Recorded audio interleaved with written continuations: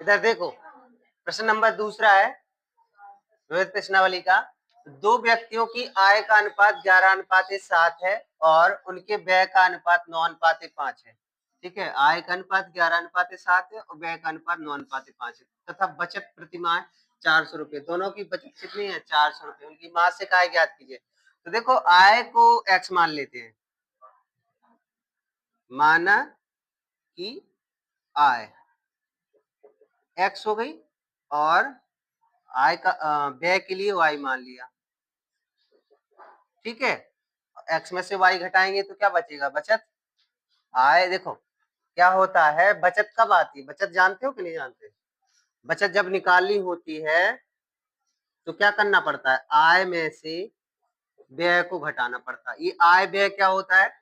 आय मतलब होती है इनकम, जो तुम्हारी जो कमाई होती है उसमें से व्यय मतलब खर्च। तुम कमाते हो जैसे 5,000, खर्च है 2,000, तो 5,000 में से 2,000 घटा दो, जितने बचेंगे 3,000, तो वो क्या हो जाता है? बचत। तो बचत के लिए यही फॉर्मूला होता है कि नहीं होता है? ठीक है, बचत बराबर आय माइनस व्यय होता है। अब इनके लिए देखो, दोनों की आय का अनुपात दिया है 11:7, तो आय का अनुपात जो दिया है तुम्हारा 11:7 है, यानी 11x7x, ये तुम्हारी दोनों की आय हो गई। ठीक है, और व्यय क्या हो जाएगा? दोनों का व्यय दोनों का है 9y और 5y। ठीक है, 9y और 5y। ठीक है, अब बचत बराबर क्या होता है? 11x में से 9y घटा दो। देखो, पहले वाले के लिए पहले वाले के साथ देखेंगे, इसने इतना कमाया, इतना घटा दो, कितने बचे हैं? 400। समीकरण 1 ये पहले के लिए, और दूसरे के लिए भी 7x माइनस 5y, तो इसका भी 400, क्योंकि दोनों की बचत कितनी है? 400 है। ठीक है, अब क्या करते हैं, एक जैसा कर लो, या तो इन दोनों को कर लो या इन दोनों को कर लो।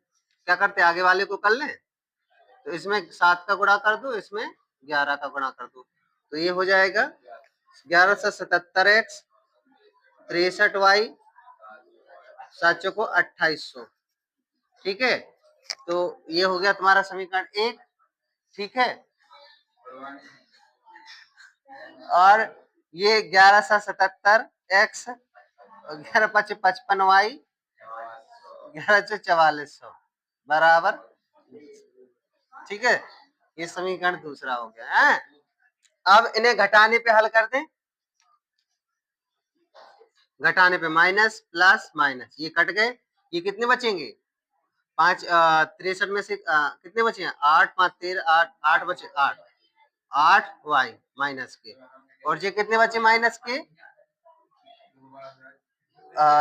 1600, ये बचे हैं 1600 माइनस के, माइनस से माइनस कैंसिल, 1600 बटे 8, 8 दूनी 16 यानी 200। ठीक है, y का मान आ गया 200। ठीक है, y का मान 200 आ गया।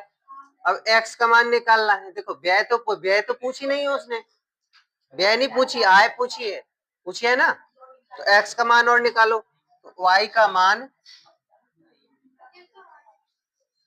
समीकरण 1 में रख दो। तो समीकरण 1 क्या है? 11x माइनस 9y बराबर 400। ठीक है, 11x 9 गुणे 2 400। ठीक है, तो हो जाएंगे 11x बराबर 400 और 9 दूनी 1800, ये हो गया, ये 1800 है ये वाले। ठीक है, तो ये उस तरफ पहुंचा दे प्लस में, 11x बराबर कितना हो गया? 2200। x बराबर हो जाएगा 2200 बटे 11, 11 से काटो 2, यानी x बराबर हो जाएगा 200। ठीक है, x का मान आ गया 200, y का मान।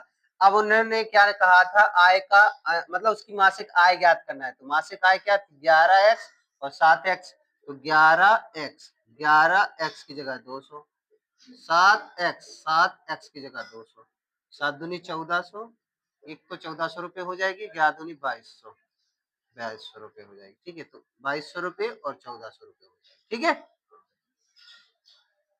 नोट कर लो इसे बेटा, तुम कल